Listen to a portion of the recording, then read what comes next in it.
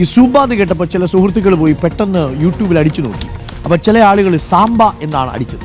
Zumba എന്നടിക്കുന്നതിന് പകരം സാംബ എന്നടിച്ചപ്പോൾ അവരതിനകത്ത് നോക്കിയപ്പോൾ അവരിൽ പലരുടെയും ശരീരത്തൊന്നും വേണ്ടത്ര വസ്ത്രമില്ല എന്നുള്ളവർ മനസ്സിലാക്കി. ഉടനെ അവർ പെട്ടെന്നൊരു കുറിപ്പങ്ങ് ഇറക്കുന്നു. ചില ആളുകളാണ് കേട്ടോ. അല്പവസ്ത്രധാരികളായ മനുഷ്യരുടെ ജീർണത നിറഞ്ഞ ആഭാസത്തരത്തിന്റെ പേരാണ് സൂംബ. കണ്ടത് സാംബ, എഴുതിയത് സൂംബയെക്കുറിച്ച്. ഇതാണ് യഥാർത്ഥം സംഭവിച്ചത്. സൂംബ ഒരു ആഭാസ നൃത്തമേ അല്ല.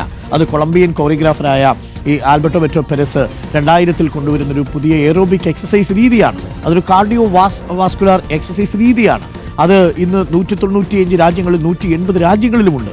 2 ലക്ഷത്തോളം ഇടങ്ങളിൽ അത് പരിശീലിക്കുന്നുണ്ട്. നമ്മുടെ രാജ്യത്ത് ഒരുപാട് ആളുകൾ അത് എക്സസൈസിൻ്റെ ഭാഗമായിട്ട് ഉപയോഗിക്കുന്നുണ്ട്.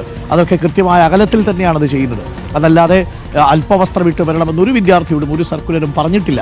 ആഭാസ നൃത്തമേ അല്ല. അതൊരു എയറോ കാർഡിയോ വാസ്കുലർ എക്സസൈസ് മാത്രമാണ്. അതിനെ ആ രീതിയിൽ തന്നെ മാത്രം കണ്ടാൽ മതി എന്നുള്ളതാണ് പൊതുവെ ഉയരുന്നത്. പക്ഷേ എന്നാലും ചില ആളുകൾക്ക് സംശയമാണ്, എന്ത് ചെയ്യും?